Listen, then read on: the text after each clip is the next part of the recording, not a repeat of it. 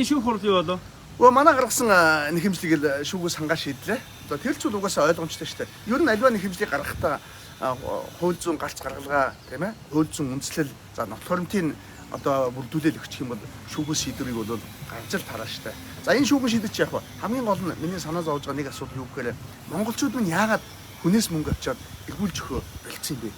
Эргүүлж өгнө гэсэн бодол сэтгэл яагаад тархитлаганд нь суудгүй юм бэ? Нэгэн цагт одоо чухамхүүл одоо туслаач асуудалтай байна гэж хүнээс гууж гушаал мөнгөний авцсан юм бол дараа нь баярлаа гэж хэлээд өгөх юм сэтгэлтэй баймаар байгаа байхгүй. Хамгийн гол нь ийм сэтгэл байхгүй байгаа нь өөрөө маш муухай бөгөөд харамсалтай, эмгэнэлтэй юм зүйл байхгүй юу.